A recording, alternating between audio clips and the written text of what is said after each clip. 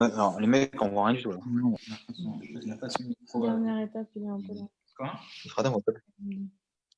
Je vois pas pourquoi ma photo n'apparaît pas, mais. Ah, qu'est-ce qui se passe?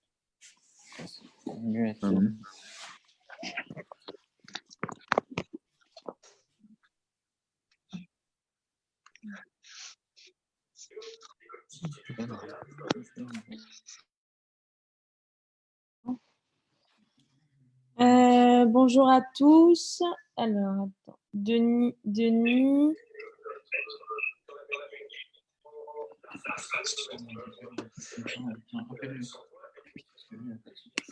Salut.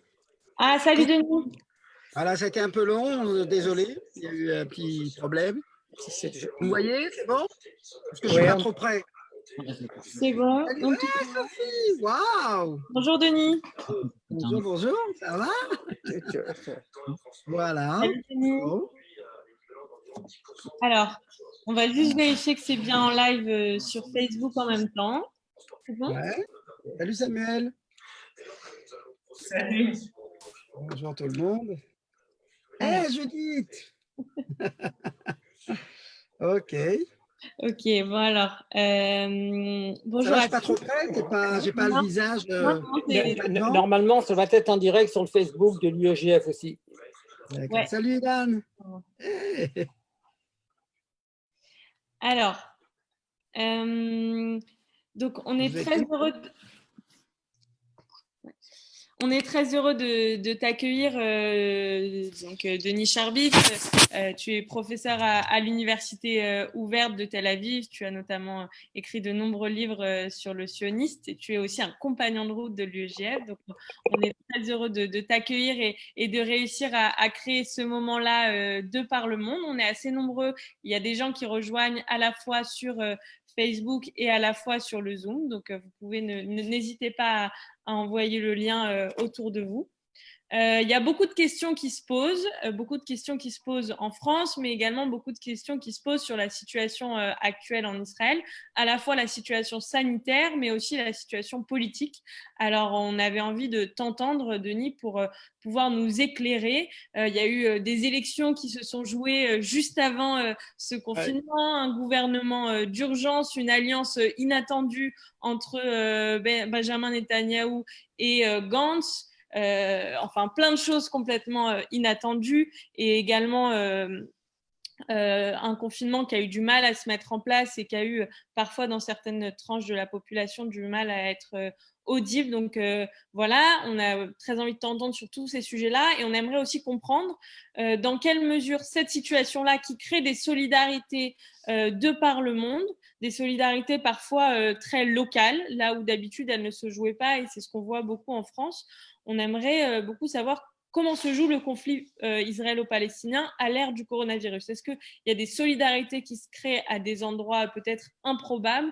Comment se gèrent les frontières entre Gaza et Israël avec la Cisjordanie? Voilà, beaucoup de questions à la fois sanitaires, politiques et d'un point de vue du conflit. Donc, je te laisse répondre et peut-être qu'on peut aussi faire ça en plusieurs parties et après laisser l'opportunité à ceux qui le veulent de poser des questions. En tout cas, merci à tous d'être nombreux sur ce live et n'hésitez pas à partager. Et merci à toi, Denis, d'être avec nous.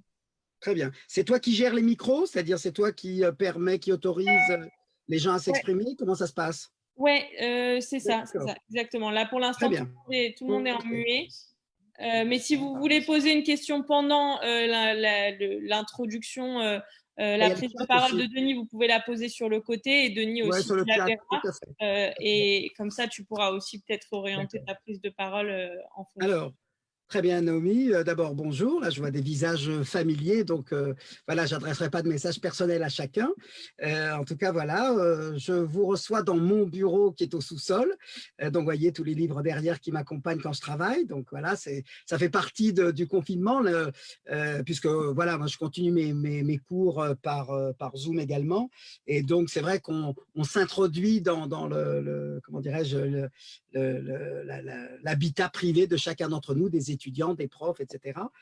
Alors, moi, je propose de diviser ça en deux, c'est-à-dire je vais parler à la fois de la manière dont en Israël on a géré la crise sanitaire, et puis ensuite je passerai effectivement, et je mêlerai ça avec la crise politique, et je dis je mêlerai alors que on a vraiment le sentiment qu'il s'agit là de deux routes parallèles. C'est vrai que le prétexte à cette alliance a été effectivement la crise. Benny Gantz a justifié de la sorte le fait qu'il se désolidarisait de son parti pour mener des négociations directes avec Benjamin Netanyahou, mais on voit bien que la crise est indépendante. Alors, bien sûr, si un gouvernement est formé dans les 2-3 semaines, ce gouvernement aura pour tâche de résoudre les problèmes économiques dont on pressent qu'ils vont être lourds, hein, dont on pressent que, avant d'en arriver à la reprise, ça passera par beaucoup de hauts et de bas. Il y a des protestations, hein, même.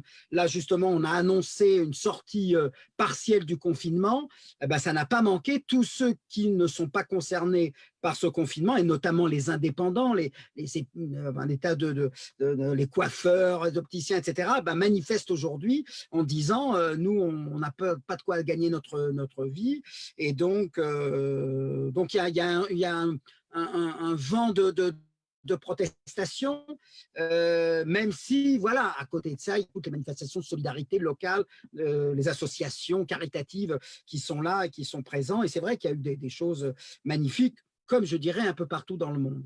Alors, pour dire, voilà, je vais commencer par ce qui apparaît pour les Israéliens comme une réussite. Et je dirais là, pour le coup, que nous exerçons exactement le même critère que nous utilisons pour juger d'une opération militaire. C'est-à-dire qu'une opération militaire, depuis une dizaine d'années, elle est réussie uniquement si le nombre de morts est faible.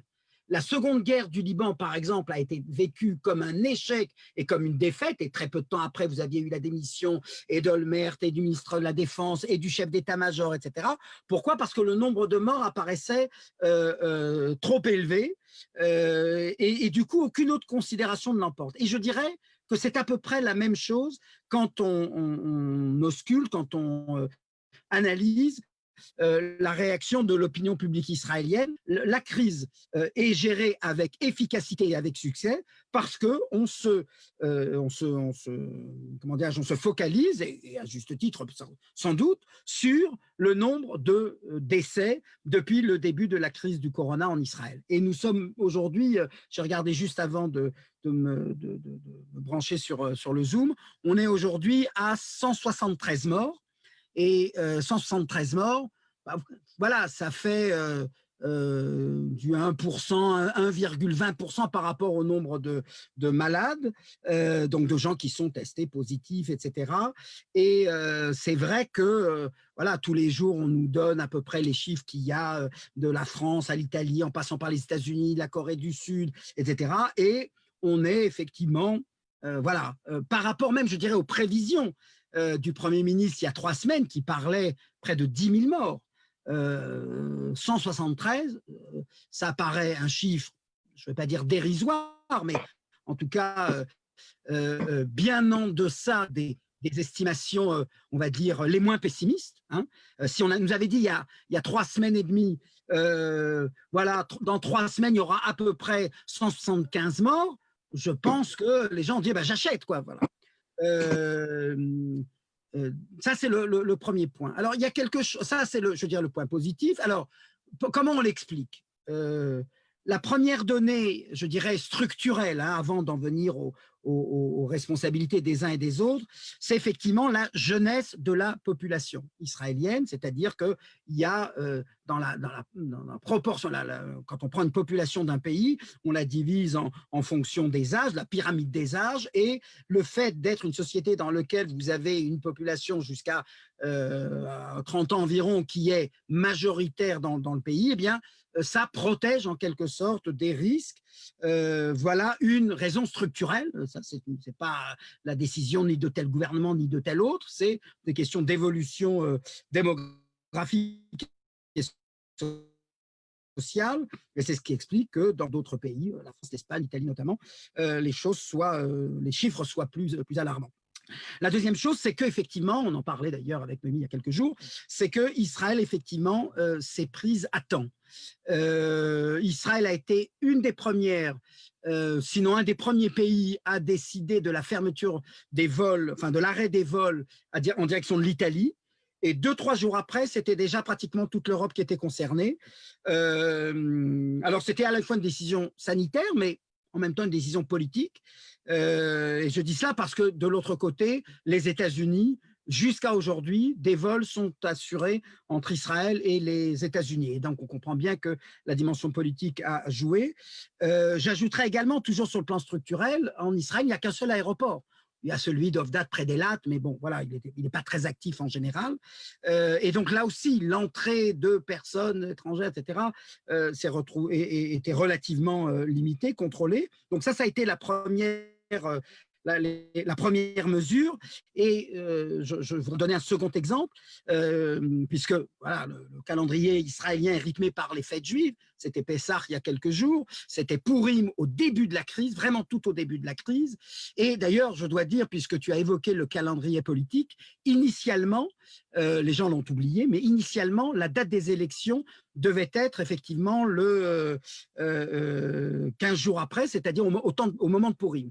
Et comme c'était au moment de Pourim, on a décidé d'anticiper et donc de les faire les 2 mars. J'imagine que si le calendrier avait été autrement, eh bien, soit les élections n'auraient pas eu lieu.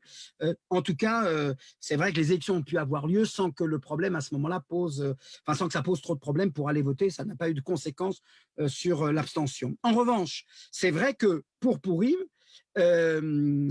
la décision, alors il n'y avait pas encore des instructions très formelles, mais des recommandations très fortes ont été données, et j'en donnerai 2 qui concernent Pourim. La première, c'est que Pourim, bon, comme vous le savez, c'est le Mardi Gras des Juifs, hein, c'est le carnaval. Eh bien, toutes les manières, donc il y a des congés scolaires, et en général, toute municipalité organise un carnaval dans toute la ville, etc., qui est très suivi par les parents, les enfants, etc. Promenez-vous à Rothschild en période de Pourim, c'est absolument extraordinaire. Là, il n'y a même pas organisé, les gens arrivent déguisés, etc. Et là, la consigne a été donnée par toutes les municipalités, sans exception. Aucun carnaval n'a été organisé ce jour-là. Tout ont été annulés. Voilà. La question, c'est pas, il n'y a pas eu d'hésitation là-dessus, et ça a certainement permis effectivement de limiter les dégâts. Concernant les prières, je peux vous donner l'exemple de ma synagogue où j'ai lu effectivement la Megillah d'Esther, qui est une synagogue libérale. Ben, il avait été décidé que la prière aurait lieu à l'extérieur. Pas à l'intérieur de la synagogue, mais à l'extérieur. Or, j'ai pu, en interrogeant des amis ou des gens de ma famille, bien comprendre qu'à Pourim, en France, en tout cas, toutes les cérémonies ont lieu à l'intérieur des synagogues. Donc, c'est vrai qu'on a eu un temps d'avance, fermeture des frontières, puis à partir de Pourim, on a compris qu'on rentrait dans ce type de décision comme ça, qui aboutit au fameux confinement. Et voilà. Et de ce point de vue-là, c'est vrai aussi, je dirais, le ton, je dirais, très alarmiste. Je pense que c'est dû, et l'obéissance, hein, le consentement, il n'y a pas eu de contestation. On parlera peut-être tout à l'heure des orthodoxes, mais ce qui est très remarquable, et là je dirais que incontestablement ce qui a joué en la faveur de cette discipline, c'est le climat sécuritaire en Israël. C'est-à-dire, s'il y a une menace, eh bien tout le monde est docile, tout le monde obéit, ou pratiquement tout le monde, il n'y a pas d'écart, ou très peu. Alors, mis à part cet épisode que je vais évoquer concernant les orthodoxes, mais globalement, on prend au sérieux les menaces. Il y a eu ça et là tout au début, mais ça n'a pas duré longtemps, disant voilà, c'est une exploitation politique, c'est une manipulation dans un contexte post-électoral, etc. Mais ça n'a pas beaucoup pris, d'autant que, voilà, d'une certaine manière, alors sur le plan, alors je dirais médiatique, on voit plus personne, hein, je veux dire, les ministres sont pratiquement absents, y compris le ministre des Finances, le ministre de la Santé lui-même était malade, et donc en fait on voit Netanyahou pratiquement tous les 2 ou 3 soirs. Et c'est ça qui a finalement donné aussi beaucoup confiance, c'est-à-dire qu'on a mis en avant les directeurs généraux du ministère de la Santé, des Finances, voilà, c'est-à-dire des bureaucrates, des hauts fonctionnaires, les plus hauts fonctionnaires voilà, dont il était clair qu'on ne pouvait pas les soupçonner d'être inféodés à quelques considérations politiques. Et ceci a permis, je dirais, voilà, très vite de comprendre l'urgence. Et je dirais que la discipline a été relativement remarquable. Alors c'est vrai que ça a pris un peu de temps, c'est-à-dire que par exemple au départ, tant qu'on ne nous a pas dit qu'on n'avait pas le droit dans les parcs ou au bord de la mer, bah, les gens effectivement y allaient. C'était pas de l'indiscipline, c'est tout simplement ça n'avait pas été évoqué. Donc voilà pour les raisons. Et je dirais que, alors il y a eu effectivement beaucoup de débats sur le nombre de tests qui sont faits, etc. Mais je dirais qu'ils sont, alors je ne veux pas dire totalement dénués de tout fondement, mais c'est vrai que tant que l'hécatombe a été un tant soit peu limitée, je crois qu'objectivement on peut le reconnaître. Alors du coup, bon, alors même s'il a fallu chercher des masques, même s'il a en vérité, la santé publique, hein, les institutions relevant de la santé publique, certes, elles travaillent dans un rythme absolument dingue par rapport même à des situations d'urgence qu'on connaît souvent en Israël, mais elles n'ont pas été finalement placées devant ce dilemme d'avoir à choisir à qui donner tel mécanisme de réanimation, etc. Voilà, on n'en est pas arrivé jusque-là. Voilà.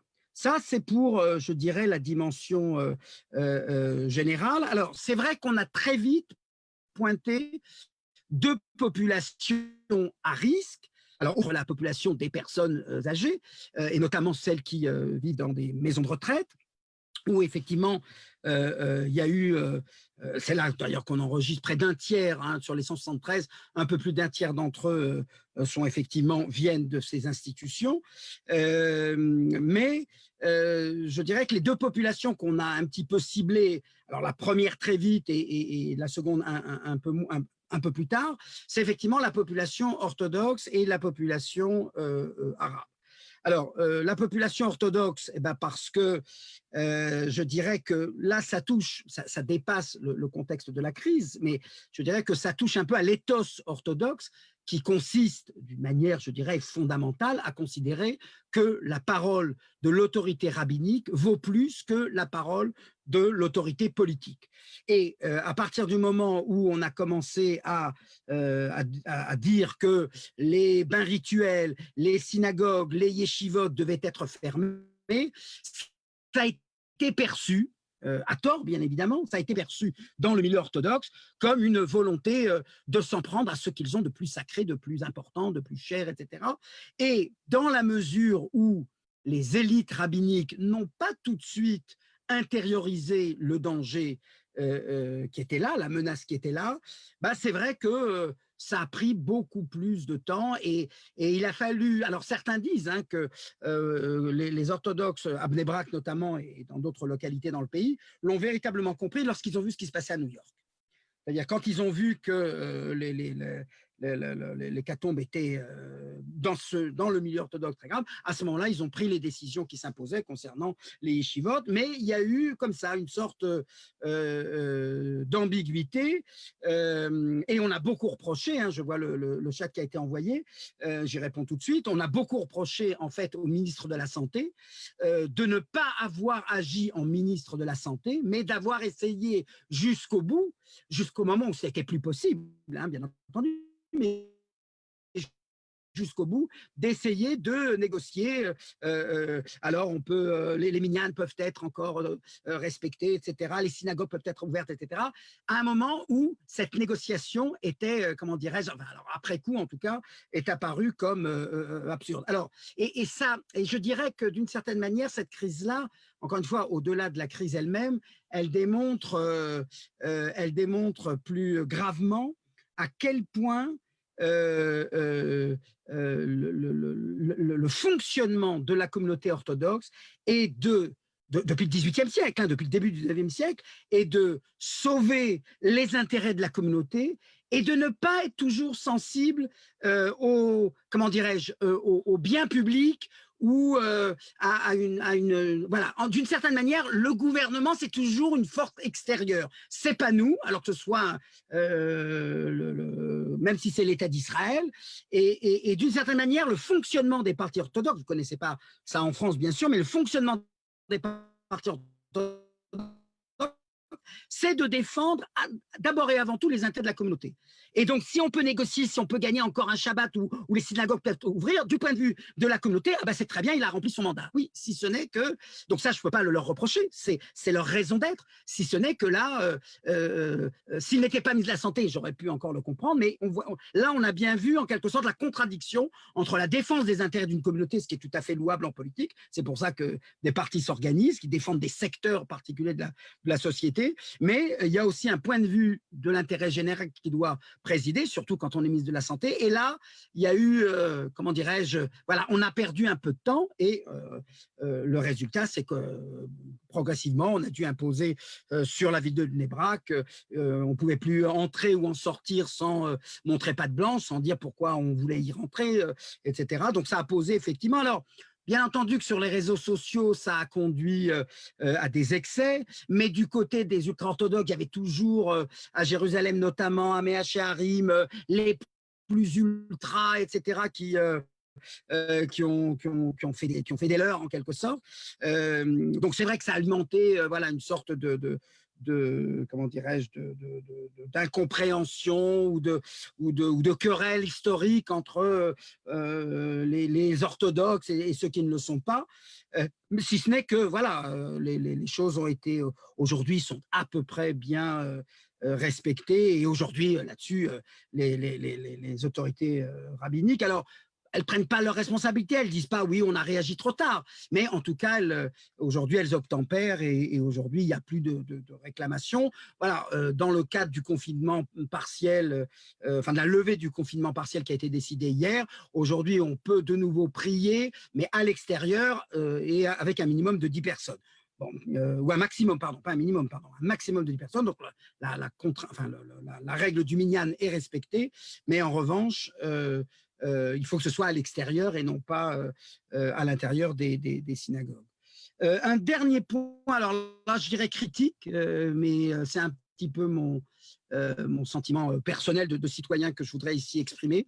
Je suis à peu près régulièrement les discours de Macron, les discours de Angela Merkel de temps en temps, pas régulièrement, Trump, Netanyahou.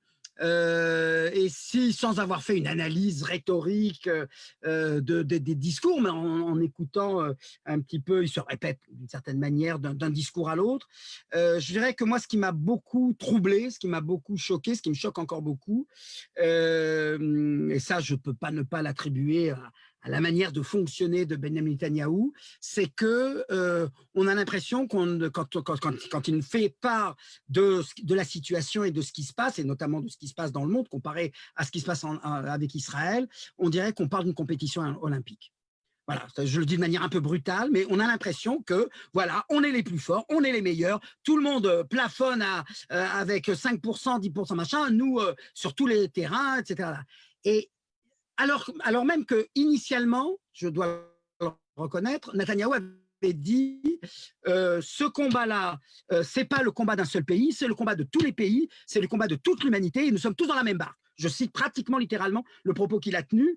Et là, depuis quelques semaines, enfin depuis, si j'ose dire, après cette première ouverture qui était, je dirais, honnête et solennelle et légitime, là, c'est chaque fois une sorte alors, je comprends bien, c'est important, je ne conteste pas le souci qu'a Netanyahou de renforcer son autorité, de renforcer sa popularité, surtout si on a la veille d'un 4e tour électoral. Mais voilà, il y a des limites et je trouve cette rhétorique de « nous sommes les plus forts, nous sommes les meilleurs, telle agence a dit que le pays le plus sûr aujourd'hui, c'est Israël, etc. » Alors, ce n'est pas toujours des agences très fiables, mais qu'importe. Cette manière de présenter alimenter ce combat qui est un combat mondial, alors avec bien sûr des effets différents d'un pays à l'autre, c'est vrai, on n'est pas tous on n'est pas tous menacés de la même manière, les chiffres de l'hécatombe ne sont pas identiques, mais voilà, je trouve que ça pourrait être, tout en comprenant bien le souci qu'il a de montrer son autorité et la réussite dans la gestion de la crise, il me semble que voilà, il y a ce côté, on est les meilleurs, on réussit, on est les plus forts. Alors, quelque chose qui fait beaucoup partie de la rhétorique israélienne, mais qui me paraît pour le coup un tout petit peu déplacé, même si, bien entendu, on est bien heureux de comment dirais-je, de pouvoir afficher des chiffres à la fois de ceux qui contractent le virus, de ceux qui sont malades, de ceux qui, etc., des chiffres qui ne sont pas trop élevés et qui permettent de contenir un tant soit peu les dimensions quantitatives, en tout cas, des pertes. Voilà pour l'aspect de la crise sanitaire. Alors là, effectivement, on a maintenant qu'il y a un allègement partiel qui a été décrété. On a tous les yeux rivés sur deux aspects, deux phénomènes. Le premier, c'est que le ramadan va commencer pour les musulmans et que voilà, quand on a jeûné toute une journée, on est très heureux de se retrouver en famille élargie. Et vous savez que l'habitat arabe, je ne parle pas dans les villes, mais dans les villages, les familles habitent les uns à côté des autres, parfois même dans le même bloc de maisons. Question de tradition d'habitat. Et donc là, on a pointé du doigt une ou deux localités près de Carmiel où le nombre, alors c'est 40, c'est 50, ça peut apparaître dérisoire, mais comme le village en tant que tel ne fait pas plus de 10 000 ou 15 000, la proportion du coup apparaît énorme. Et donc on est, du côté du ministère de la Santé, on est, comment dirais-je, sur ses gardes pour, en gros, pour voir est-ce que finalement la population musulmane va être capable d'affronter le ramadan comme la population juive a pu surmonter le risque de dérapage au moment de Pessah. Alors le problème étant, vous le savez aussi bien que moi, que Pessah, c'est même pas, allez, on va dire, en admettant qu'on ajoute Chol HaMoed, ça fait 8 jours. Mais alors que le ramadan, c'est plus d'un mois, près d'un mois, et donc c'est sûr que c'est beaucoup plus difficile à faire respecter, même si là, il faut bien le dire, là, il n'y a aucun couac sur le plan des autorités religieuses. C'est-à-dire là, les cadis, les imams, qu'ils soient islamistes modérés, pas modérés, etc., personne ne joue avec cette affaire en disant « Ah, mais c'est l'État juif qui veut brimer, réprimer notre liberté de culte, etc. » Personne, je n'ai pas entendu, peut-être je ne veux pas non plus m'assurer à ce point, mais je veux dire clairement, en tant que tel, les autorités musulmanes à tous les échelons locaux ou nationaux voilà, ne jouent pas sur cette corde-là et donc comprennent bien que les risques sont réels et qu'il faut donc surmonter cette période-là, passer cette période-là dans des conditions effectivement bien différentes de celles qu'ils ont en général, puisque effectivement le soir on casse le jeûne et c'est un moment de réunion familial, mais élargi, pas familier. Quand Netanyahou a lui-même déclaré hier qu'il appelait spécifiquement les familles musulmanes à casser le jeûne au sein de familles nucléaires, il faut bien comprendre que, c'est très bien, il a bien raison de le dire, mais il faut bien comprendre que ça met en cause voilà, une tradition familiale aussi importante que celle que nous avons, nous, au moment de Pessah, puisque Pessah, c'est par définition la fête où la moitié des Israéliens quittent leur foyer pour se faire inviter chez l'autre moitié de la population juive d'Israël. Donc, donc là, on a une attention très forte. Un dernier point avant d'évoquer la crise politique, mais s'il y a des questions, j'y répondrai volontiers. Il y a eu énormément de débats, mais voilà, finalement, ça n'a pas changé grand-chose sur le fait que l'armée n'a pas été ou très peu mobilisée dans cette affaire sur le plan logistique. Voilà. Là où, en général, voilà, on dispose d'une autorité qui a des recrues, qui a des soldats, qui peut visiblement, ils n'ont pas été tellement mobilisés dans l'affaire et on explique, je ne sais pas ce que ça vaut, mais je vous le livre quand même, on explique que, en fait, Netanyahou ne souhaitait pas que Naftali Bennett, actuel ministre de la Défense, ne prenne le crédit de la mobilisation de l'armée dans toutes les activités. Je pense que si ça n'a pas été fait, il y a peut-être de cela, bien sûr, mais si ça n'a pas été fait, c'est que finalement, le besoin n'en a pas été ressenti puisque à aucun moment, en tout cas depuis c'est près d'un mois déjà, à aucun moment, plus d'un mois, à aucun moment il y a eu nécessité finalement d'une mobilisation des recrues, des soldats du contingent, je ne parle pas des réservistes bien sûr. Et voilà, donc c'est vrai qu'il y a eu pas mal de discussions là-dessus, mais finalement elles n'ont pas abouti. Donc le premier, pour conclure, donc le premier aspect à venir, c'est effectivement le comportement de la population musulmane. Je vous rappelle que c'est 1 800 000 personnes, donc c'est une population importante, près de 20% de la population israélienne. Ça, c'est le premier point. Et le deuxième point, c'est effectivement la fin partielle, en tout cas la levée partielle du confinement. Aujourd'hui, j'ai dû prendre la voiture, donc j'ai pu voir effectivement qu'il y avait un peu plus de circulation. On est passé à 30%, les entreprises peuvent mobiliser jusqu'à 30% de leur personnel, là où c'était jusqu'à 15%. Certes, ça suscite beaucoup de mécontentement de la part de ceux qui n'ont toujours pas obtenu cette autorisation. L'éducation ne fonctionne toujours pas, enfin je veux dire elle fonctionne, mais justement par Zoom et par enseignement à distance, mais pas frontal. Donc voilà un petit peu ce sur quoi on est braqué, et je dirais que dans l'esprit des Israéliens, à la fois pour des raisons économiques, mais je dirais aussi pour des raisons psychologiques, c'est vrai qu'on a on a déjà envie de passer à la phase supérieure et de se retrouver à la mi-mai dans une situation déjà de confinement, de déconfinement généralisé. Alors, dans la mesure où on a été, les autorités de la santé et Netanyahou ont été extrêmement, ont été les premiers à imposer les premières lignes, on peut penser qu'on restera relativement restrictif, mais là, je dirais que ce qui joue beaucoup, c'est le baromètre de l'opinion publique israélienne, et ça, ce sera un facteur dont le gouvernement ne pourra pas ne pas tenir compte parce qu'il a tendance à s'exprimer. Et là, les réseaux sociaux, les manifestations, je dois dire qu'on va parler tout à l'heure du volet politique, mais c'est vrai que toutes les manifestations sont autorisées. On comprend bien que dans une période, on ne peut pas dire à des gens, vous n'avez pas le droit de vous réunir. Certes, on leur demande de respecter ça et là des consignes, mais en tout cas, l'état d'urgence ne concerne pas les manifestations. Et c'est bien parce que voilà, dans une situation pareille, c'est toujours la possibilité de décharger une tension que des gens ressentent, que ce soit pour le plan politique par rapport à la démocratie israélienne et le résultat des élections, ou bien que ce soit par rapport à la vie économique et aux protestations de ceux qui ne sont pas encore concernés et qui voudraient voir leur échoppe, leur boutique ouverte. Je rappelle que les malls sont fermés, les centres commerciaux sont tous intégralement fermés.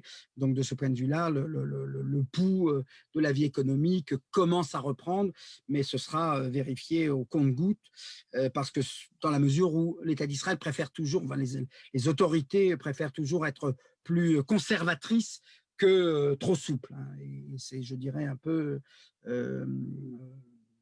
ça fait partie de l'éthos israélien. On verra dans quelle mesure on arrive à gérer la pression de l'opinion publique qui conteste un petit peu la lenteur de cette sortie progressive du confinement. Merci beaucoup, Denis. Est-ce que, donc on comprend que la situation, elle est assez positive, mais que enfin, en tout cas relativement peut-être par rapport à ce qu'on vit ici, du fait que la menace, c'est quelque chose d'assez habituel finalement en Israël, et que donc c'était juste simplement, enfin, que c'est une autre forme de menace qui se joue ici. Sur la question du conflit, dans quelle mesure les choses se jouent différemment d'habituellement, la question des frontières, également les travailleurs palestiniens qui viennent travailler en Israël, est-ce que ça a provoqué aussi beaucoup en quelque sorte, mécontentement jusqu'à ce que la situation devienne mondiale, et est-ce que des solidarités entre territoires se joue également, et même à l'intérieur du pays, entre villages arabes et villages peut-être plus orthodoxes. Alors, je dirais ceci. Un des effets, et c'est mondial, hein, ce n'est pas uniquement lié à notre région, mais également à notre région, un des effets immédiats de la crise du coronavirus, c'est effectivement la réduction sur le terrain des tensions.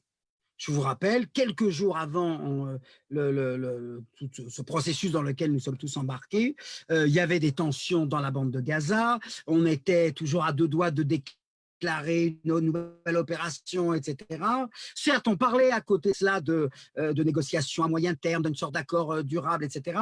Mais clairement, et encore une fois, c'est la même chose, on n'est qu'une petite partie de la région, les conflits en Irak, les manifestations au Liban, les manifestations en Algérie, je prends l'Afrique du Nord et le Moyen-Orient parce que je travaille là-dessus, enfin je connais mieux les situations là-bas, on voit que le premier effet du coronavirus, c'est de dire ça passe je dirais, à une phase latente. Voilà. Alors, on n'a pas résolu le conflit, c'est pas la fin du conflit israélo-palestinien, etc., mais c'est clair que la rhétorique a changé comment dirais-je, de tonalité de gravité. Alors, il y a eu un propos qui a été tenu par le Premier ministre palestinien qui a été, comment dirais-je, voilà, comme ils en sont capables malheureusement très souvent, en disant qu'Israël entretient la crise, tout ça pour des raisons d'argent, c'est pour ça qu'elle ne fait pas les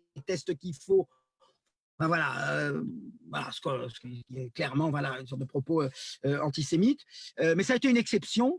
Il y a eu une requête, mais tout de suite, ça a été condamné par le Hamas. Voilà. Mais en gros, donc, il y a une sorte d'accalmie. La rhétorique, sur le terrain et dans les discours, c'est véritablement apaisé.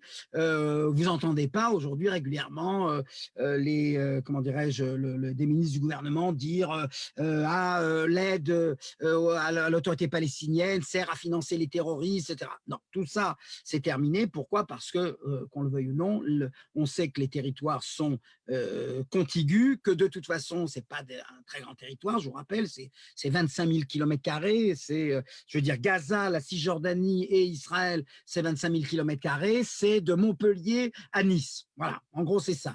Bon, bien entendu que dans ce contexte géographique aussi ramassé et avec la promiscuité qui est pas seulement à Gaza, hein, même dans le reste du pays, mis à part peut-être le Negev, c'est vrai que les trois acteurs, hein, les deux acteurs palestiniens et l'acteur israélien ont compris que voilà, ils ont compris qu'il fallait absolument coordonner les services. Voilà.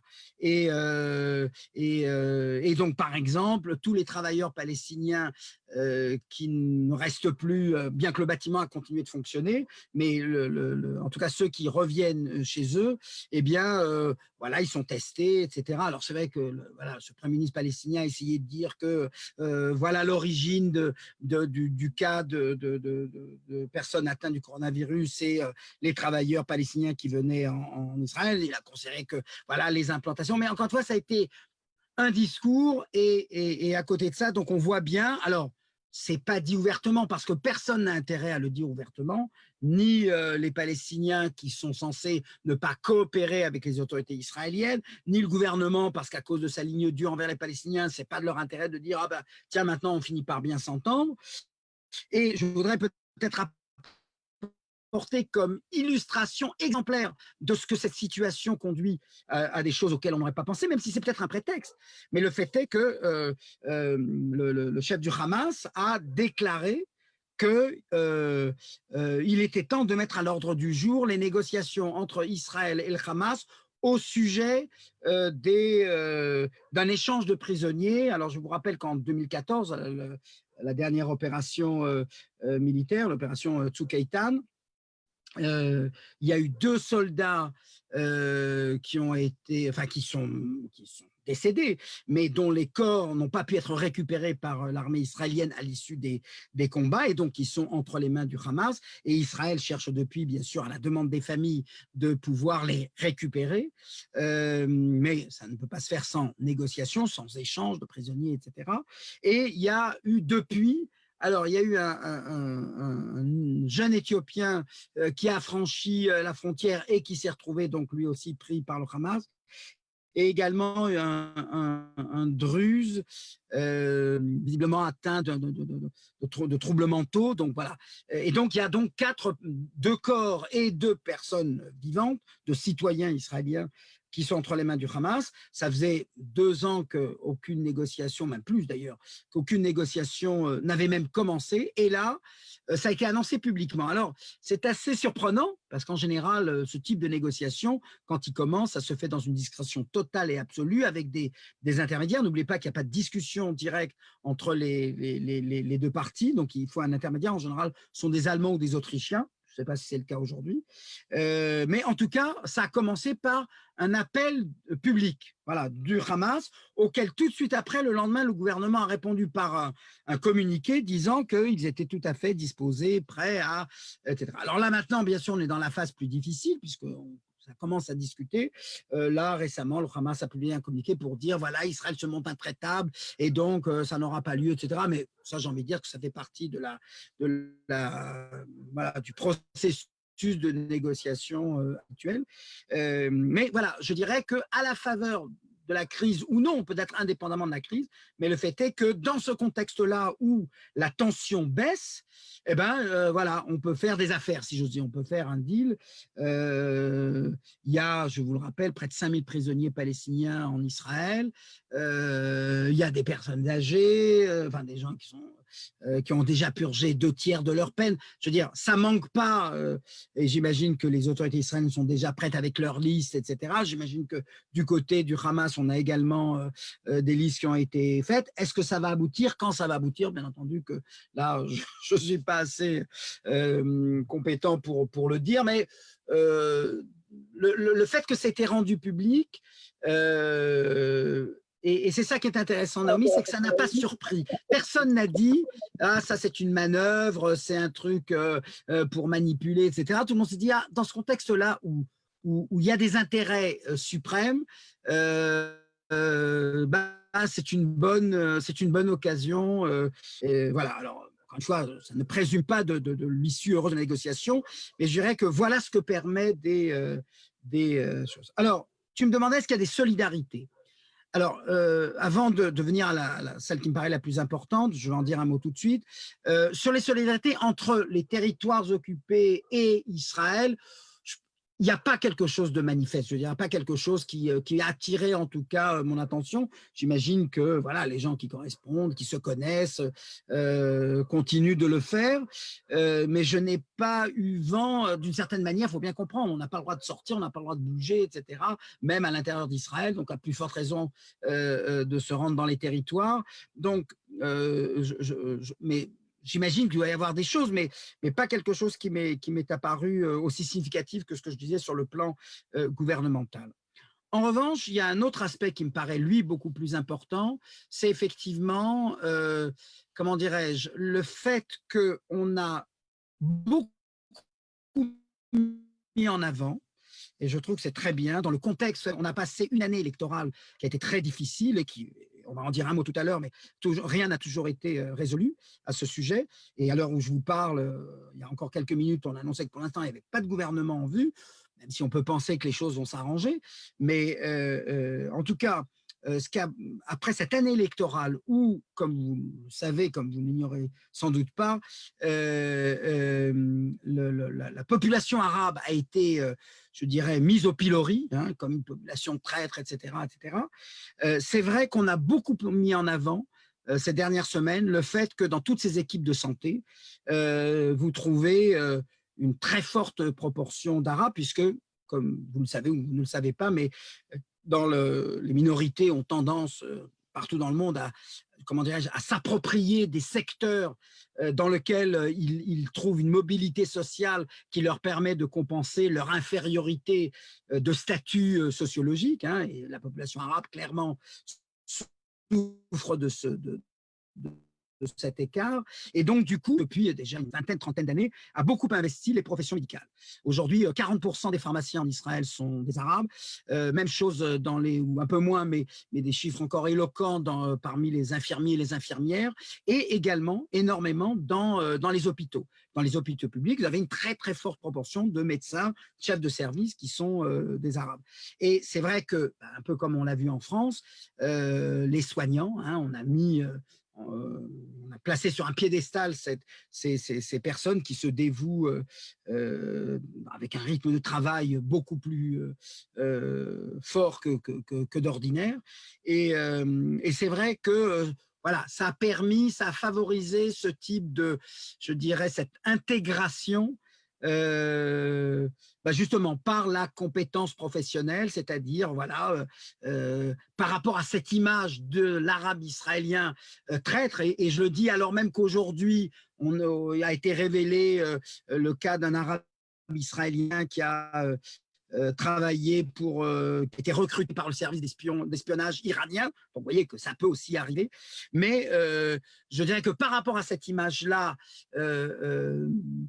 qu'on attribue, je dirais presque potentiellement à tous les Arabes israéliens, c'est vrai que d'avoir mis toutes ces dernières semaines l'accent sur leur dévouement en tant que médecin, en tant qu'infirmière, infirmier, etc., a sans doute, je le pense, je le crois, je l'espère en tout cas, a sans doute permis de se faire je dirais à la fois une image positive de l'État d'Israël, c'est-à-dire, ben voilà, on a beau dire, nanana, discrimination, eh bien, il y a une classe moyenne arabe qui s'est intégrée sur le plan professionnel, parce qu'il faut bien savoir, l'hôpital public en Israël, c'est par définition, depuis toujours, c'est par définition l'institution de l'intégration.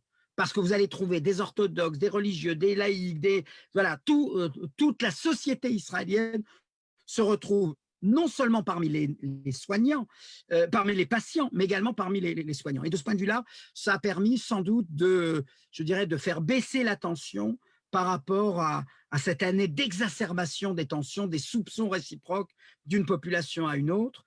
Alors, un peu moins pour les orthodoxes, pour les raisons qu'on a dit tout à l'heure, à cause de peut-être l'incurie de leur leader, une partie en tout cas d'entre eux. Donc oui, une solidarité beaucoup plus accrue devant un mal qui menace et qui ne fait pas de distinction entre localités juives, arabes, orthodoxes, laïques, etc. Voilà. Attendez, j'ai 2 chats, là je vais voir quelles questions qui ont été posées. Alors, je lis la question, restons en Israël sur l'impression que la politique de l'économie first prime sur la santé publique. Là, non, je dirais que le sentiment, c'est qu'on a donné 1 mois à la priorité sanitaire, hein, c'est la figure du directeur général du ministère de la Santé qu'on a vu tous les jours, qui a un visage comme ça très sévère, qui rit pas beaucoup, c'est vraiment pas le type, voilà, on n'a pas l'impression qu'il raconte beaucoup de blagues dans sa vie ordinaire, et qui a incarné en quelque sorte cette prise de responsabilité, cette gravité durant toute la crise. Et là, on est en train de dire, écoutez, maintenant, vous avez fait des estimations qui ne se sont pas révélées, tant mieux, on est les premiers contents, mais du coup, vous ne pouvez plus jouer là-dessus. Alors, ce que dit aujourd'hui le ministère de la Santé, c'est qu'on va essayer 2 semaines de déconfinement partiel. Si ça se passe bien, si les courbes restent identiques, voire diminuent, très bien, on continue. Sinon, on redonnera un tour de vie supplémentaire. Donc là, je dirais qu'on n'essaie pas l'économie en premier, mais c'est la santé qui accepte d'être à part égale. Voilà, je dirais que c'est comme ça que je le vois. Le critère de la santé n'a plus le monopole.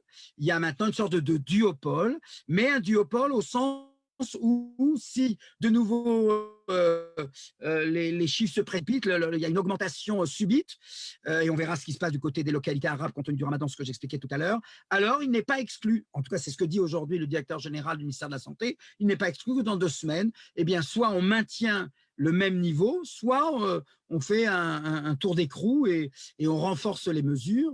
Mais au moins, je dirais qu'il y a, et ça satisfait une grande partie des Israéliens, il y a voilà, c'est une sorte d'expérience qui va être menée, une expérience qui est calculée, avec un risque calculé, où les 2 côtés sont à peu près respectés, si ce n'est que, bien entendu, économiquement parlant, ça ne résout pas, j'en ai pas dit un mot, mais il faut bien comprendre le climat qui est le nôtre.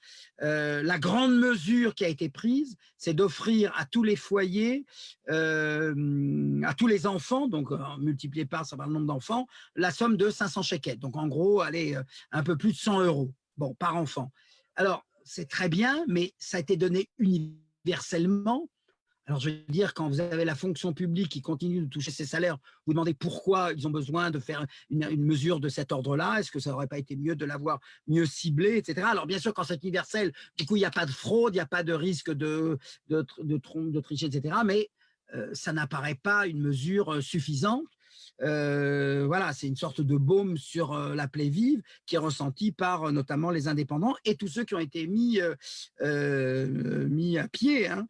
On est aujourd'hui à plus d'1 million de chômeurs, 25% de la force de travail, hein, là où on avait justement un record de 3,5-4% de chômeurs par rapport aux travailleurs actifs.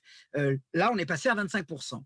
Alors, on imagine bien qu'une grande partie d'entre eux vont être réembauchés, mais dans certains secteurs, restauration, culture, etc., même dans les universités, hein, je ne suis pas certain que tout le monde retrouve son emploi à l'issue de la crise, c'est-à-dire que, surtout dans le secteur privé, ce seront aux patrons, aux indépendants, aux entrepreneurs de décider à quel moment ils reprennent leur personnel, etc. Donc là, de ce point de vue-là, la protection sociale, ben voilà, elle ne joue pas autant que, si j'ai bien compris, en France, il a été décidé de verser aux chefs d'entreprise les salaires des employés, bon, manière de conserver l'emploi. Ici, ça n'a pas été le cas. Un petit mot peut-être sur l'aspect politique, j'en ai pas beaucoup parlé jusqu'à présent, je sais que c'est ça qui aussi motive votre curiosité. Écoutez, là je vais être un peu sévère, mais j'essaie de le dire les choses de la manière la plus dépassionnée et détachée. Je le disais l'autre fois, j'étais interviewé à cette occasion. Écoutez, ça fait 3 semaines que Benny Gantz a annoncé qu'il était prêt à siéger avec Netanyahou. Il a été blâmé par une grande partie de l'électorat, ou en tout cas de ceux qui le représentent, et par une partie de la presse, c'est vrai.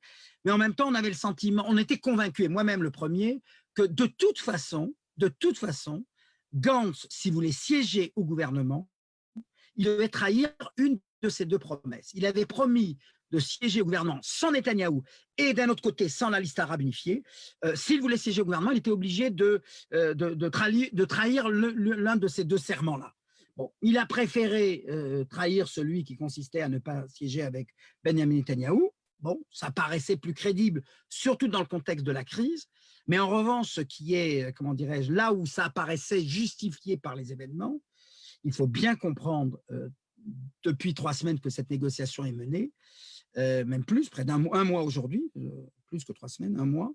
Il faut bien comprendre que ça n'achoppe absolument pas sur des thèmes traditionnels qui opposent le centre et la droite, la gauche et la droite, comme vous voulez. C'est-à-dire que ce n'est pas sur l'annexion de la vallée du Jourdain, ce n'est pas là-dessus qu'ils sont en train de se disputer, ce n'est pas sur faut-il attaquer l'Iran si l'option militaire se représente, alors qu'on sait qu'en 2014, Gantz était contre et Netanyahou était pour, ce n'est pas là-dessus qu'ils ne s'entendent pas, mais c'est uniquement, en tout cas c'est ça qu'on nous dit, on entend ça uniquement sur le moyen pour Netanyahou de s'assurer qu'il ne sera pas rattrapé par la Cour suprême. C'est-à-dire qu'aujourd'hui, les deux pierres d'achoppement, c'est, alors concernant la commission des juges, de nomination des juges, Netanyahou voulait que le représentant, le ministre du Likoud et le ministre de Bleu-Blanc décident ensemble de la convocation de cette commission, alors qu'en général, c'est l'attribut du ministère de la Justice et seulement du ministre de la Justice, et tout ça pour empêcher la nomination du procureur qui a fini son mandat et qui voudrait probablement être nommé juge à la Cour suprême. Et comme c'est lui qui avait administré l'affaire Netanyahou, donc voilà, l'obstacle est là. Et le deuxième obstacle, c'est que Netanyahou craint que la Cour suprême invalide l'accord entre Gantz et Netanyahou, et Netanyahou donc prie Benny Gantz qu'en cas de décision de la Cour suprême d'invalider cet accord-là, Gantz et son parti acceptent de voter une loi qui surmonterait l'arrêt de la Cour suprême. Donc, en gros, Netanyahou demande à Benny Gantz d'avoir vis-à-vis de la Cour suprême le même comportement qu'il a, c'est-à-dire chercher à contourner des décisions potentielles. Et là, Benny Gantz dit, je peux trahir mes électeurs en rejoignant Netanyahou, mais je ne peux pas les trahir sur le principe fondamental qui a inspiré une grande partie de sa campagne, c'est-à-dire on respecte les institutions et on ne contourne pas des décisions judiciaires. Ben, c'est là-dessus. Voilà, aussi pitoyable que cela puisse paraître, c'est là-dessus que ça bloque, c'est là-dessus que ça achoppe. Et ce qui alimente, si je puis dire, pour terminer mon propos, ce qui alimente la difficulté à parvenir à un accord, bah, c'est que Netanyahou est tenté de procéder à un 4e tour d'élection, dont il est convaincu qu'il les remportera, puisque à la faveur de la crise du coronavirus, sa popularité a augmenté. Il a bien géré les choses. En tout cas, il n'y a pas eu d'hécatombe, hein, je vous ai dit, c'est ça le critère de l'évaluation. Et estimant que, bien sûr, il y a une contestation économique et il n'y a pas encore de reprise, etc., mais que d'ici le mois d'août, les choses seront déjà mieux gérées et qu'il peut obtenir enfin cette majorité parlementaire de plus de 61 députés qui lui permettrait à ce moment-là d'éviter alors non pas le procès aura lieu de toute façon, mais comment dirais-je, de devoir quitter la vie politique, ce qui bien entendu il ne veut pas. Ça lui permettra de rester encore 4 ans au pouvoir. Si vous ajoutez les 2 ans qu'il a déjà eu en tant que Premier ministre de transition, plus les 8 premières années, donc vous voyez, ça nous fait un gouvernement Netanyahou de 15-16 ans, et donc il est tenté de faire ce 4e tour d'élection, et je ne suis pas sûr qu'il soit sanctionné, hein. Je veux dire, de ce point de vue-là, la rupture du parti bleu-blanc fait qu'aujourd'hui, il n'y a pas d'opposition crédible, et je ne suis pas encore certain, même si on n'est pas dans ma campagne électorale, que Yair Lapid puisse faire l'affaire. Voilà, je ne suis pas convaincu qu'il puisse faire contrepoids. Et donc voilà, c'est parce que la tentation d'un 4e tour électoral se renforce chez Netanyahou qu'il n'est pas exclu que d'ici 2-3 semaines, la Knesset ne soit pas obligée de se disperser et de procéder donc à un 4e tour d'élection. Je réponds aux questions peut-être. Ouais, il y avait une main levée de Pierre Cohen. Alors, je vais activer le micro. Alors il y avait l'incidence du Covid à Gaza, c'était ça la question? Tu l'as reçu en perso? Oui, je l'ai reçu en chat. L'incidence du Covid à Gaza. Je n'ai pas le nombre, je n'ai pas retenu le nombre. Bah, visiblement, il n'y a pas encore… Enfin, on aurait pu s'attendre compte tenu de la promiscuité. Alors, surtout, vous savez, Gaza, hein, c'est 60% de réfugiés, 40% d'habitants de Gaza qui ont toujours habité Gaza, etc., qui vivent dans des conditions beaucoup plus décentes que ceux qui vivent dans les camps de réfugiés, où là, on est parfois 8 et 10, et voire plus, dans des petits baraques de réfugiés. Je dois dire que là, on aurait pu s'attendre à justement cette pandémie exponentielle dont on a beaucoup parlé. Jusqu'à présent, les choses restent relativement maîtrisées, même si les cas sont… je crois qu'il y a plus de 300 ou 400. Mais voilà, je n'ai pas d'informations plus précises, je pourrais peut-être par la suite en chercher et vous les transmettre, mais il n'y a pas encore urgence humanitaire. En tout cas, du côté israélien, on n'a pas annoncé, même si visiblement, cette demande de négociation autour des deux corps et des deux personnes, enfin des deux citoyens israéliens arrêtés et détenus par le Hamas, visiblement, ce serait pour pouvoir obtenir du matériel, etc., et des possibilités de gérer la situation autrement qu'elle ne l'est aujourd'hui. Mais en tout cas, l'attention n'est pas portée là-dessus, et donc je pense que ça traduit le fait que les choses ne sont pas encore arrivées à un degré qui échapperait au contrôle et du Hamas et du gouvernement israélien. Ce qui est certain en tout cas, c'est que l'intérêt, je dirais, de la région tout entière présidera, et que même s'il s'agit de le faire, Israël le fera, encore une fois, parce que les territoires sont contigus et que ça peut être extrêmement risqué, même si bien entendu, aujourd'hui, personne ne rentre dans Gaza et personne, bien sûr, ne sort de Gaza. Mais ça, d'une certaine manière, c'est une population confinée. Donc, c'est pour ça que je pense, ça peut être une des explications du fait qu'il n'y ait pas un phénomène pathologique majeur, c'est que voilà une population qui est confinée par définition depuis des années, indépendamment des choses, quoi, indépendamment de la situation actuelle.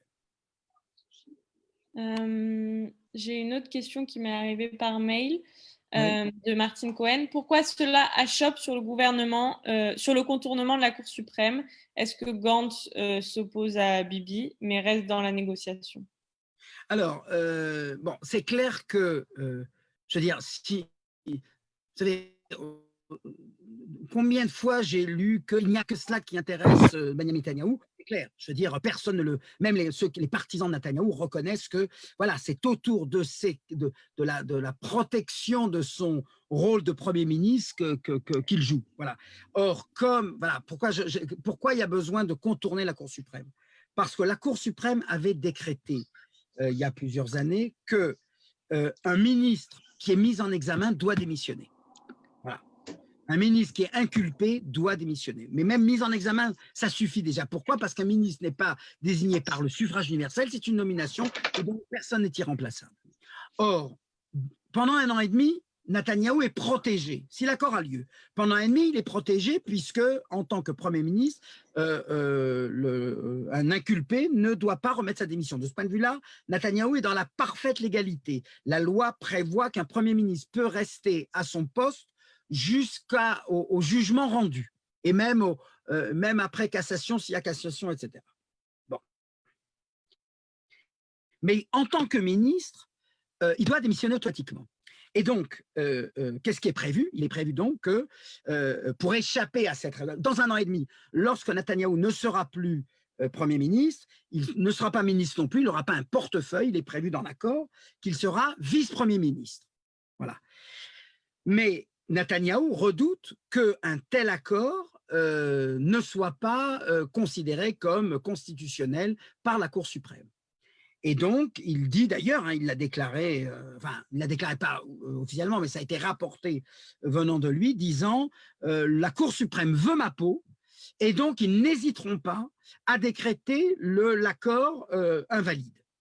Et donc, pour s'assurer que cet accord tienne bon, c'est-à-dire je rappelle le litige, c'est qu'il puisse rester vice-premier ministre dans 1 an et demi, okay, il dit à Benny Gantz, on signe l'accord et on forme un gouvernement que si Benny Gantz s'engage à voter un texte législatif avec la coalition du Likoud et des partis de droite, permettant ou rejetant l'avis de la Cour suprême. C'est ce qu'on appelle la clause de suprématie.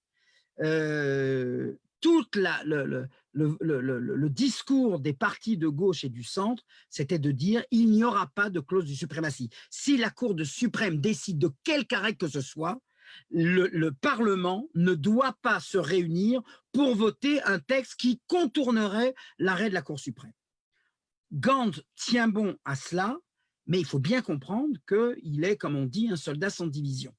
D'abord parce qu'il n'a plus que 15 députés avec lui, et surtout parce qu'il n'a pas de plan B.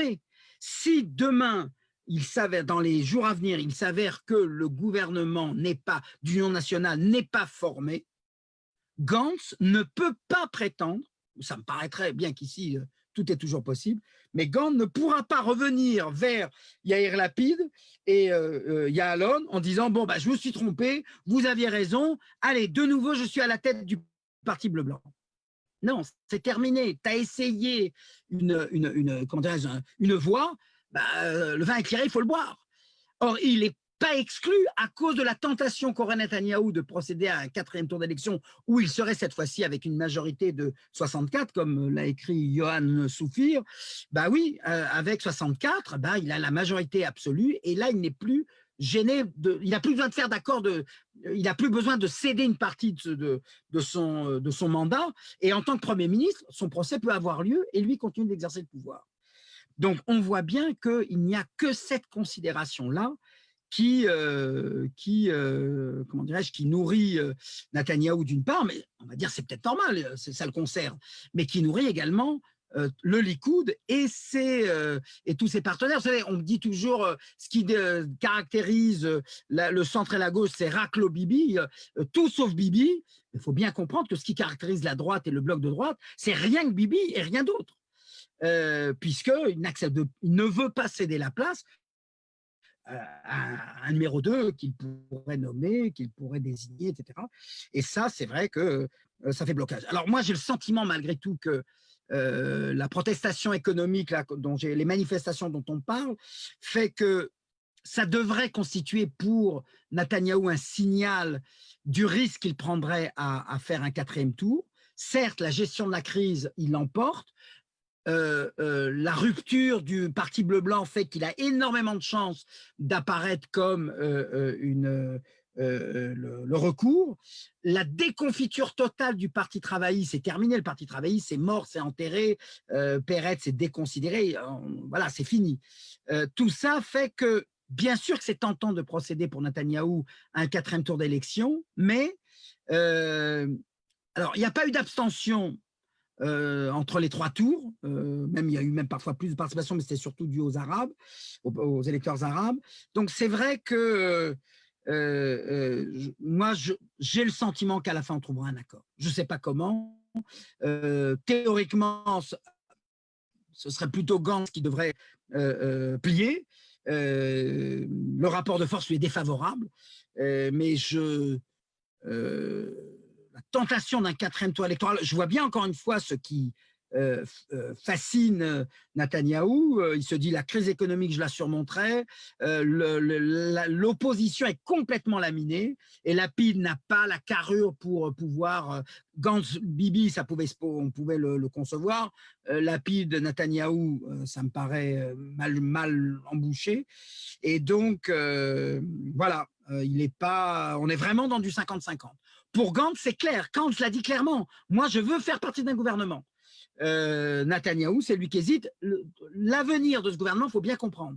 C'est est-ce que Bibi en veut ou est-ce qu'il n'en veut pas et pas ce que Gantz souhaite, puisque lui, il n'a pas d'autre choix. Lui, c'est terminé. S'il ne rentre pas dans le gouvernement, sa carrière politique est complètement foutue. Je le vois mal refaire une alliance avec les 2 leaders qu'il a lâchés comme ça assez salement et assez lâchement il y a un peu plus de 3 semaines. Voilà, est-ce que… Il y a juste 2 dernières questions peut-être pour conclure là. Une question sur la coopération entre les hôpitaux israéliens et palestiniens, savoir s'il y a des aides aussi pour les territoires pour faire face au virus, et la place du parti Yamina, peut-être pour conclure juste sur ce que tu disais là. Alors, sur la coopération, je n'ai pas d'informations, donc je ne voudrais pas m'avancer sur un terrain que j'ignore. À mon avis, la coopération entre les hôpitaux doit exister, mais elle n'a pas pris une ampleur énorme, précisément parce que la crise reste encore maîtrisée ou maîtrisable par les 2 côtés. Mais je n'ai aucun doute que s'il y a besoin de coopération, elle sera assurée. S'il y a des aides, elles seront discrètes, elles ne seront pas publiques. Encore une fois, il faut bien comprendre, l'éthos actuel d'Israël, c'est de dire nous avant tout. Et nous avant tout, on se réfère au principe talmudique entre les pauvres de ta ville et les pauvres d'une autre ville, tu dois préférer t'occuper et soigner les pauvres de ta propre ville. On a fait allusion au fait que les Britanniques avaient demandé à Israël de l'aide et Israël a refusé. Donc, si vous voulez, dans le pédigré israélien actuel, c'est clair que la priorité, c'est d'abord Israël. De ce point de vue-là, voilà, ça fait plutôt ressortir des choses qui relèvent de chacun pour soi, plutôt, en tout cas, Netanyahou a beaucoup joué là-dessus plutôt que des choses de la coopération. Mais en même temps, cette coopération, c'est pas pour des raisons altruistes qu'elle aurait lieu, mais parce qu'on risquerait de se retrouver dans quelque chose qui nous échapperait et qui sortirait de notre contrôle. De ce point de vue-là, encore une fois, la contiguïté des territoires oblige à une coopération si elle s'impose. Sur le Yamina, eux, leur problème. Alors d'abord, il faut bien le comprendre, je l'ai dit tout à l'heure pour le Parti travailliste. Alors c'est pas la même déconfiture, bien sûr, hein, je ne mets pas, mais il faut quand même bien comprendre qu'aujourd'hui, il n'y a pas de place pour les partis idéologiques. Voilà, les partis idéologiques sont, comment dirais-je, attire voilà, allez, une centaine de milliers, 200 000 électeurs tout au plus. Alors autant du côté de la gauche, on peut le comprendre, je veux dire, ça fait longtemps qu'ils n'ont pas été au pouvoir, leurs idées ne sont pas en vogue, etc. Du côté du Yamina, j'avoue que ça reste pour moi un phénomène à éclaircir et à comprendre.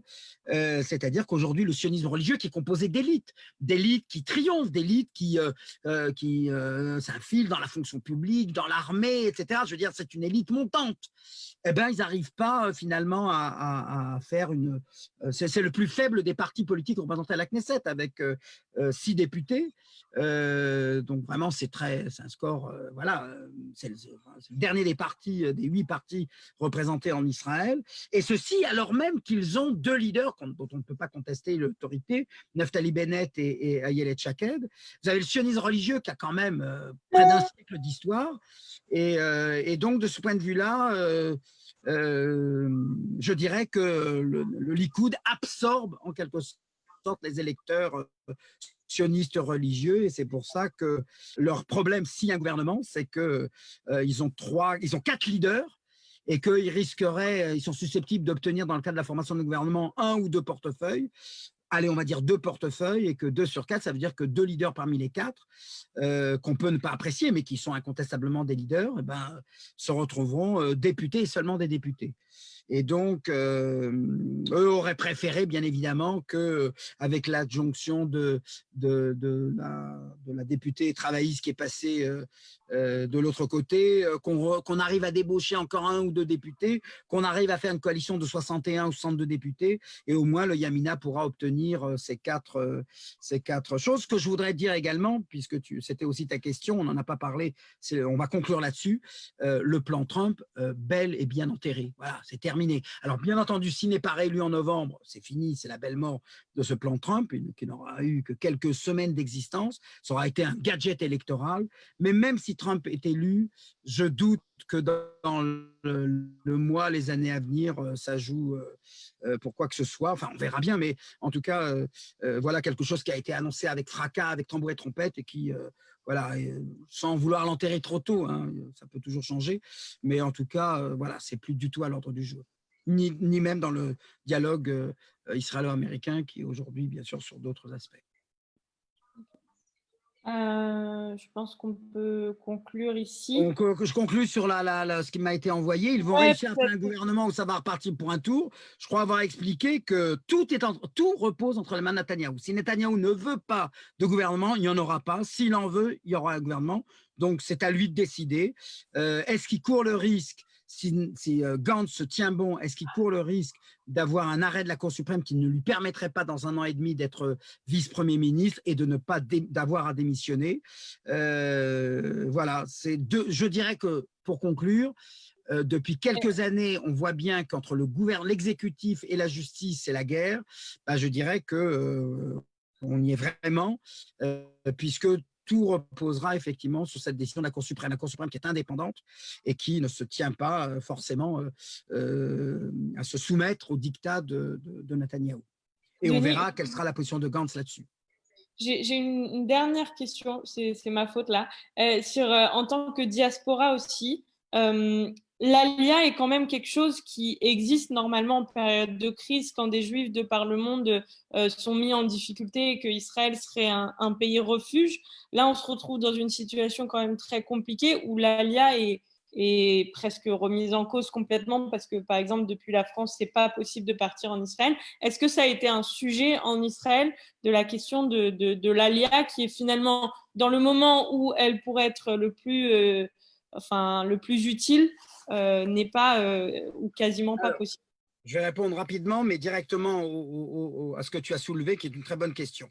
Je rappelle que la loi du retour, Chok Hashvut, qui est par définition la loi de l'État du peuple juif, qui dit tout juif de par le monde qui veut monter en Israël peut venir et obtenir immédiatement la citoyenneté israélienne. Ce principe comporte deux exceptions. Deux exceptions. La première, ça date de 1950, et donc il avait été stipulé qu'un juif qui aurait collaboré avec les nazis ne pourrait pas obtenir la citoyenneté israélienne. Premier aspect. Deuxième réserve qui apparaît pas dans la loi, mais dans les modalités de la loi, c'est si la personne met en cause la santé publique. Et donc, on peut imaginer que, alors le principe de l'Aliyah n'est pas remis en cause, mais c'est vrai qu'aujourd'hui, il n'y a pas d'avion pour pouvoir, ni de bateau pour pouvoir arriver en Israël. Mais c'est vrai qu'on soumettrait qui que ce soit à un test pour s'assurer qu'il ne met pas en cause la santé publique.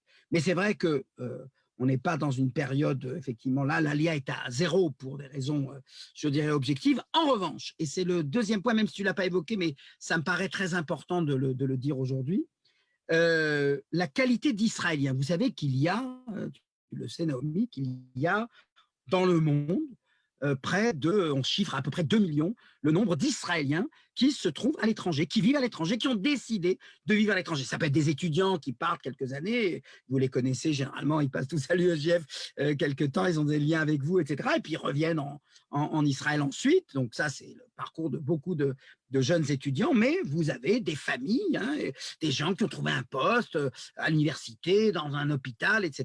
Voilà. Et là, qu'est-ce qu'on a vu ?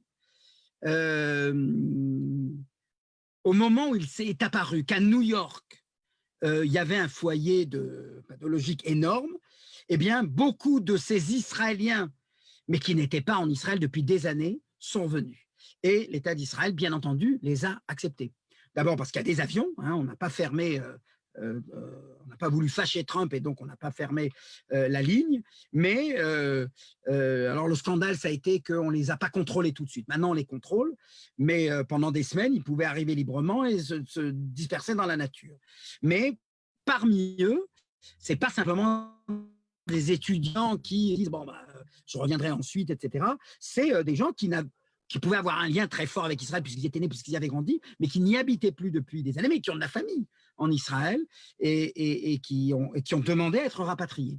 Et je dirais que c'est assez intéressant comme phénomène où, voilà, dans une période de crise, parce que c'est vrai qu'à New York, la situation est vraiment dramatique, eh ben, ils ont préféré revenir à la maison, même si leur maison est pour beaucoup d'entre eux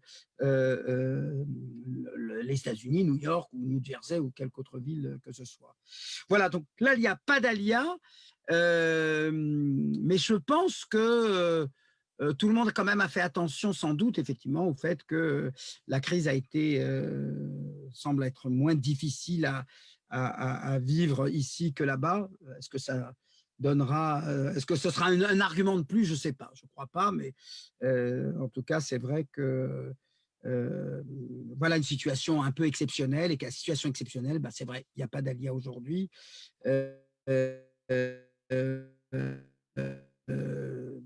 Je ne sais même pas si l'agent juif fonctionne à Paris ou ailleurs, mais en tout cas, voilà, mais bon, du point de vue de tout sioniste tel que je le suis, si ce n'est pas aujourd'hui, ce sera plus tard qu'on est toujours invité à pouvoir revenir s'établir en Israël. Voilà. On ne t'entend pas. Je disais merci beaucoup de conclure sur ces mots, Denis. Merci à vous tous qui ont suivi. Il y a une quarantaine de personnes qui sont passées au fur et à mesure et autant sur les réseaux sociaux. Donc, merci à vous et merci à toi de tant de clarté et de nous éclairer sur ce qu'on voit de loin, mais qui n'est pas toujours facile à saisir. Donc, okay. Voilà. Merci encore, Denis. Même de loin, c'est toujours... Merci beaucoup. À bientôt.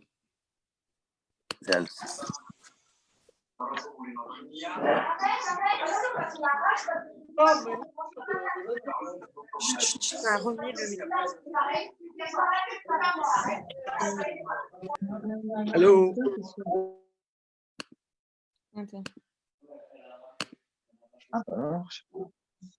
Je peux dire un mot? Oui, bien sûr. On peut discuter. Ouais, on peut. On peut laisser ouvert. J'ai ouvert tout le monde. Ah, Vous pouvez y aller. Il y a une question que je voudrais poser, c'est celle de l'usage de la chloroquine